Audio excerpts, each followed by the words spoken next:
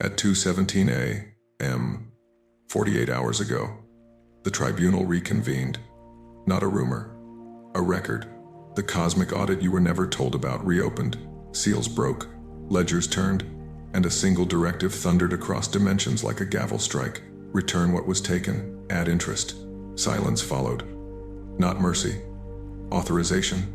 The moment darkness lost jurisdiction over you, you felt the aftershock before you understood it. Fatigue that sleep didn't fix, not exhaustion, withdrawal. Money issues flaring at the exact wrong time, as if pressure was testing your resolve one last time. A subtle sense of being watched, not by eyes, but by outcomes aligning too sharply to be coincidence. Pattern break. This isn't punishment, it's enforcement. When you walked away from darkness, you didn't flee. You surrendered control, and authority transferred. Here's the truth they don't say out loud. Power doesn't come from resistance, it comes from release. You stopped begging, you stopped chasing, you stopped proving, you laid the weapons down, and in that surrender, the contract changed. Darkness feeds on engagement. You starved it. That's why its grip failed. That's why your name was re-entered under protection. You are the kind soul who carried more than was assigned, the empath who kept showing up while bleeding quietly, the one who stayed good, got tired, and still chose integrity. You didn't win by force. You won by refusal. Another pattern break. Listen closely. The audit wasn't about what was done to you. It was about what you didn't do. You didn't retaliate. You didn't corrupt yourself to survive. You didn't trade your soul for relief. That restraint triggered the recall clause. What was siphoned must return. Momentum, clarity, resources, with interest. Stay to the end, because I'm going to decode the exact moment your surrender became authority.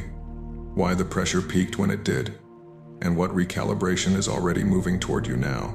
If you leave early, you miss the timing window written for you. Comment 777 to acknowledge receipt.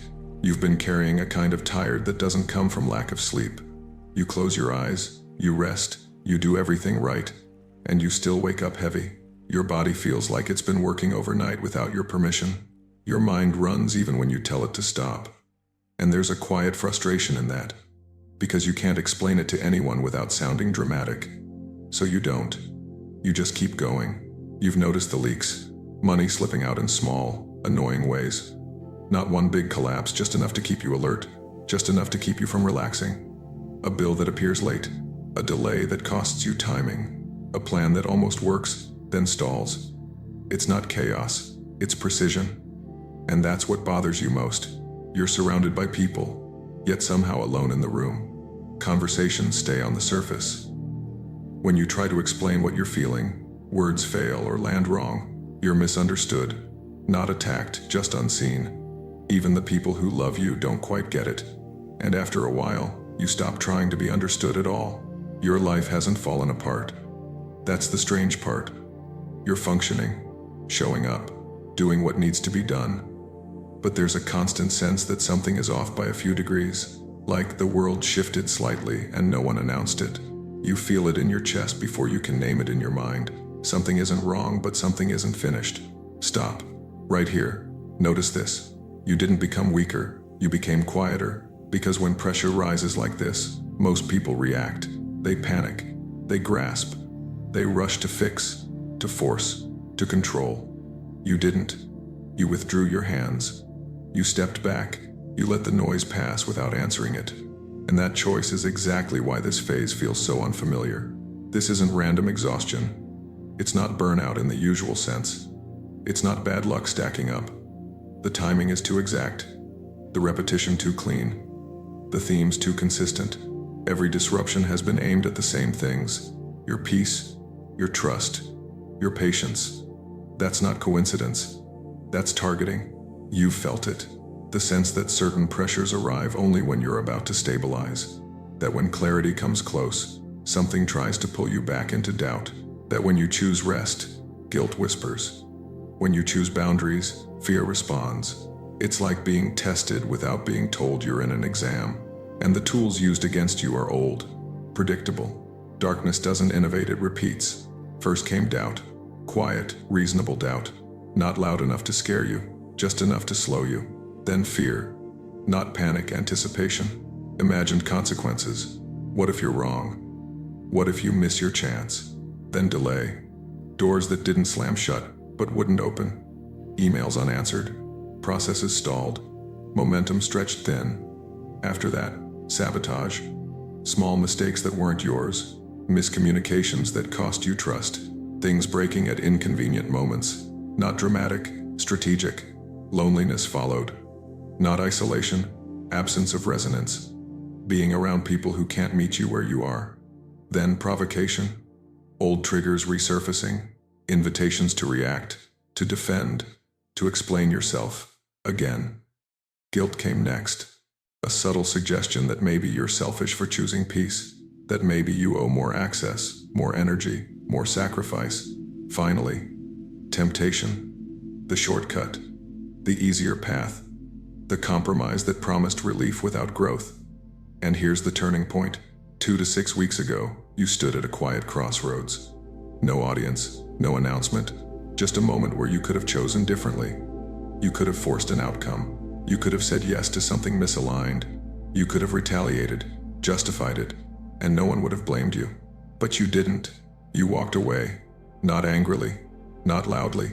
You released it. You surrendered the need to win, to be right, to be seen. And in that moment, you didn't lose power. You transferred it. Authority doesn't come from control. It comes from alignment. And alignment is invisible until it's irreversible. That's why things intensified after. Darkness always tests jurisdiction one last time. It applies pressure to see if you'll re-engage, if you'll chase, if you'll explain yourself back into the old cycle. The fatigue, the delays, the emotional static, those were checks, not attacks. Because behind what you can see, something else has been moving. Patterns were logged, decisions recorded. Not the loud ones, the quiet refusals. The moments you chose integrity over relief. The times you stayed still when reaction would have felt better. Evidence accumulates differently at higher levels. This is where the shift begins, not with fireworks, with recognition. What you've been experiencing is the early phase of a reversal process. When something has been drained over time, energy, clarity, provision, it doesn't rush back all at once. It re-enters in sequence. First, clarity. You'll start noticing decisions feel simpler, less second-guessing, fewer internal arguments, then clean provision, not excess, clean flow, things arriving without the usual stress tax, problems resolving without dramatic effort, support showing up quietly, and after that, acceleration, time compresses, stagnant areas move, delays release. Momentum returns in ways that feel almost anticlimactic. But before that, there is always one more wave, the final pressure wave, not stronger, just closer. It will try to convince you that nothing changed, that you imagined the shift, that surrender was weakness, that walking away cost you something you can't get back. That's the last lie. If you're feeling that pressure now, it's not a sign to act. It's a sign to hold. Stay aligned. Stay quiet. Don't reach back for what you already released. Authority through surrender only works if you don't revoke it yourself. You didn't escape darkness. You outgrew its grip, and it knows it. What you're stepping into now isn't metaphor. It's structure. What you felt as pressure was actually alignment, testing resistance. This was a spiritual campaign. Not against your body, not against your bank account, but against your posture. Darkness never needed to destroy you. It only needed you to bend in the wrong direction. And when you didn't, escalation began. You weren't targeted because you're weak. You were targeted because you're consistent. Your light isn't loud, but it's stable. You don't broadcast holiness. You live it when no one is watching. That kind of frequency interferes with systems built on reaction and control. So pressure was applied where you'd feel it most. Energy, resources, connection, precision strikes, not chaos. This is how spiritual wars actually work. No thunder, no monsters at the door, just patterns that repeat until you give in. Doubt asking you to question your worth. Fear asking you to imagine loss before it happens. Delay stretching timelines to exhaust your patience. Sabotage creating friction where there used to be flow. Loneliness isolating you emotionally so your inner voice gets louder than truth. Then provocation. Someone pushes exactly the old button, says the thing they know will sting, offers you a reason to justify reacting. Guilt follows, whispering that boundaries are cruelty, that rest is selfish, that saying no means you've changed for the worse.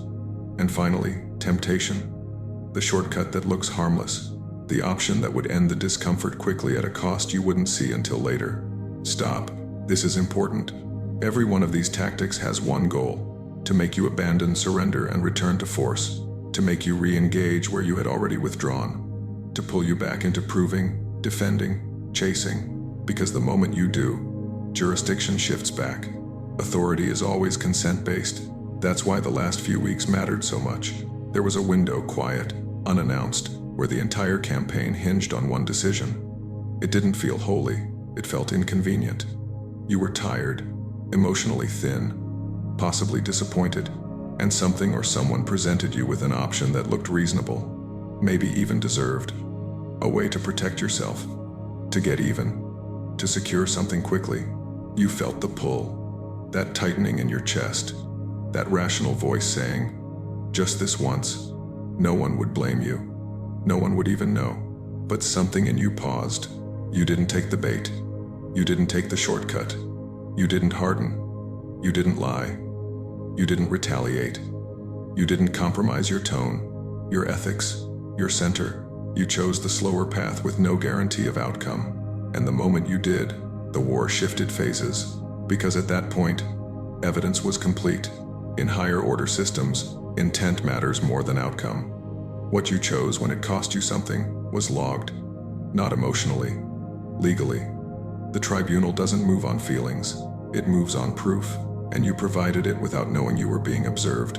That's when the directive was released, not as punishment for what was done to you, but as reversal for what was taken without consent. Return what was taken. Add interest. This isn't poetic language, it's a correction clause. And once activated, nothing underneath it can stop the process, only delay its visibility. This is where people get confused. They expect immediate relief, immediate reward. But reversals don't arrive loud. They arrive clean. The first thing that returns is clarity. Not answers to everything, just enough light to move without second guessing. You'll notice decisions feel less heavy. You won't need to explain yourself as much. Confusion lifts quietly. That's your signal. Next comes clean provision. Not a miracle drop, not excess, but flow without resistance. Money stabilizes. Support arrives from unexpected angles.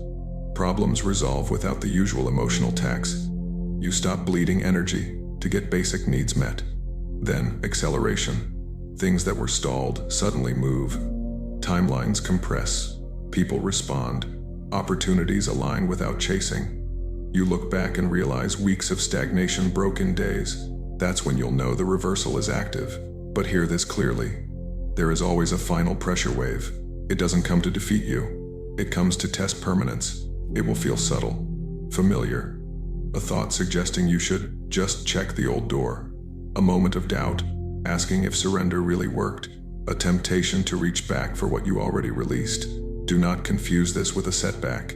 This is the exit exam. If you stay aligned, if you don't react, don't explain, don't grab the wave passes quickly, faster than the others, because it has no new strategy left. Darkness already lost its grip. It's only verifying that you won't give it back. You weren't chosen to fight louder. You were chosen to stand still without collapsing. Authority through surrender isn't weakness. It's the highest form of control because it cannot be manipulated. And the moment you stop trying to win, you won jurisdiction. You remember the moment because it didn't look spiritual. It looked ordinary. A message you could have weaponized. A chance to expose someone, to set the record straight, to finally make them feel what you felt. Your hands were shaking, not from fear, but from the weight of restraint. You were tired enough to justify anything, and yet your chest tightened at the idea of betraying yourself just to feel relief for one night. It was late, somewhere between 11:40 p.m. and 1:10 a.m. The mind does this cruel thing.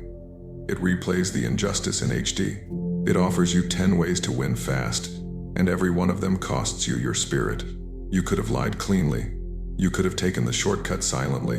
You could have pushed the button that would have detonated the room. You had the power to ruin someone. and nobody would have called you evil for it. Stop. Feel this part. Because the real battle wasn't outside. It was inside your throat. The sentence you didn't say. The clapback you swallowed. The "I'm done being nice." You didn't turn into cruelty. You stood at the edge of becoming a colder version of yourself, and you saw how easy it would be. And then, the most dangerous thing you did in a spiritual war was you stayed clean. You chose restraint with no applause. You chose truth without leverage. You chose silence when your ego begged for a speech. That was surrender, not weakness. That was authority through surrender. And the moment you chose it, the invisible architecture shifted. Something in the unseen realm marked your decision as final, not emotional final. Here's the micro reveal. Your choice forced a reaction. At 2:17 a.m., 48 hours ago, the tribunal didn't consider you, it confirmed you. They replayed the moment you were provoked and didn't take the poison. They logged the moment you could have compromised and refused. They weighed the pressure you were under and the cleanliness of your response. That's why the directive didn't come as comfort. It came as law. Return what was taken. Add interest. That sentence is not motivational. It's an order, and darkness heard it like a chain snapping. When you wonder why things felt louder right after, that's why. The grip didn't disappear politely. It released violently. Old attachments tried to cling. Old triggers tried to rehook. Old narratives tried to pull you back into reaction so they could claim jurisdiction again. That's why the last 48 hours felt strange in your body and your schedule. Not because you're losing, because the contract is being enforced. Listen, darkness doesn't kneel to your anger. It kneels to your integrity. It wanted you to fight on its terms.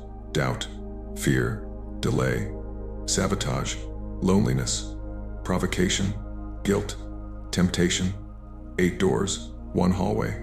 It wanted you to walk back down that hallway and pick a weapon that would poison you. But you didn't. You walked away from the darkness without begging it to leave. That's why it lost its grip, because you removed your consent to the cycle. Now the payoff comes in sequence, and you will recognize it by 3 signs. First, clarity returns. Not mystical visions, clean decisions. You wake up and one problem suddenly has an obvious next step. You stop rehearsing conversations in your head. You stop obsessing over what they think. Your inner voice gets quieter, but sharper. That is clarity re-entering your system. Second, clean provision returns. Watch for money that stabilizes without drama. A refund, a resolved bill, a delayed payment, arriving at the exact moment it needed to. Help showing up without you performing for it. Opportunities that don't require you to betray your values. That is provision returning without contamination. Third, acceleration returns. Things that stalled for weeks move in days. A no response becomes a reply. A closed door becomes a reroute. A meeting gets scheduled. A process clears. Time compresses when authority is restored. Stop. Don't chase these signs. Observe them. Because right before the return becomes visible, the final pressure wave arrives. It's usually within 72 hours of the first real shift. It will feel like an echo of the old pattern, not a new attack. One last provocation. One last tempting shortcut. One last guilt trip dressed as responsibility. The goal is simple. Make you grab the steering wheel again, out of anxiety. And if you do, you don't lose. You just delay what's already ordered. So here is your protocol in one line. When the wave hits, do less, not more. Sleep when you can. Speak only what's necessary. Don't explain yourself to people committed to misunderstanding you. Don't reopen doors you already walked away from. Authority through surrender means you stay aligned even when your nerves want control. Now the upgrade. This is where you stop labeling yourself as just tired or just sensitive. You are an integrity specialist. Not because you're perfect, because you refuse to become polluted under pressure. Your nervous system has been trained by fire, and your spirit didn't fracture. That's why you're seeing repeating numbers more often: 777, 1000, 111, 1010, not as superstition, but as rhythm markers. That's why coincidences are saving you from the wrong place at the wrong time. That's why you feel less attached to people and situations that once had hooks in you. The cords are dissolving because the tribunal restricted access. Look back at your pain with new eyes. The fatigue wasn't random. The money leaks weren't fate. The misunderstanding wasn't proof you're unlovable. The loneliness wasn't abandonment. It was a refining chamber designed to reveal whether your goodness was performative or permanent. And you proved permanence. So you're not standing in a valley anymore. You're on the ridge, looking down. You can finally see the pattern. You can finally see why your surrender didn't shrink you, it crowned you with authority. You are the omega of integrity. Comment Amen. The tribunal has already stamped the record. You already crossed the bending point, and the reversal is now non-negotiable. You didn't get here by being louder. You got here by staying clean when the room begged you to get dirty. You didn't get here by winning arguments. You got here by refusing to surrender your soul for a moment of satisfaction. That is why you were brought this far. That is why you are hearing this now. Not because you're imagining things, because you were seen. The exhaustion that sleep couldn't fix wasn't just stress. It was pressure applied to your frequency. The money that leaked in small, precise ways wasn't bad luck. It was a squeeze, a test of whether you would panic and abandon your center. The feeling of being misunderstood, of being alone in a crowd, wasn't proof you don't belong. It was a filter. It was separating the people who could only love your performance from the people who can honor your essence. And when you stood at that quiet crossroads 2 to 6 weeks ago, when you could have lied cleanly, retaliated sweetly, compromised silently, you didn't. You walked away from darkness without needing it to apologize. You surrendered control without surrendering your standards. You chose the slower path with no guarantee of applause. That one choice was not small. That was a declaration of jurisdiction. In the unseen realm, that decision doesn't read as being nice. It reads as authority. It reads as mastery. It reads as a soul that cannot be bought by relief or bullied by delay. That's why the tactics came in sequence: doubt, fear, delay, sabotage, loneliness, provocation, guilt, temptation. 8 doors, 1 hallway. The point was never to ruin you. The point was to get you to re-engage. To get you to grab the steering wheel with shaky hands and call it survival. But you didn't re-engage. You didn't grab. You didn't chase. You didn't perform. You didn't trade integrity for speed. That's why the higher courts moved from observation to enforcement, not comfort, enforcement. And that is why the directive came down like law. Return what was taken. Add interest. Let that sentence land in your body. It means what drained from you without permission must come back through the same channels it left, only cleaner, stronger, and protected. It means what was delayed is now under correction. It means what tried to cling to you is losing access. It means your surrender didn't make you smaller. It made you untouchable in the only way that counts. You cannot be controlled by pressure. So hear your identity clearly, and don't water it down to stay relatable. You are not just tired. You are not too sensitive. You are not overthinking. You are an integrity specialist, an omega of integrity, a soul trained to hold light under weight without cracking into bitterness. That is your rank. That is your function. That is why darkness lost its grip when you walked away. Now, in the next 7 to 14 days, watch what returns first. Clarity will return, and it will feel like mental noise dropping by half, like one next step becoming obvious without debate. Clean provision will return, and it will look like pressure easing off your finances through resolved issues, timely support, and opportunities that don't require you to compromise. Acceleration will return, and it will show up as stalled things moving quickly. Replies, meetings, approvals, openings, like time itself is cooperating again. One warning, so you don't misread the moment. A final pressure wave will attempt one last provocation to make you react, explain, chase, or reopen what you already released. This is where you hold your posture. This is where you don't negotiate with old patterns. This is where you don't prove yourself to people committed to misunderstanding you. You keep your hands off the wheel and your heart on the path. You let the correction do its work. You let the return arrive clean. Now say this sacred sentence out loud. Like a vow your nervous system can understand. I release control, and I receive the return with interest. Comment 777 if you accept that decree.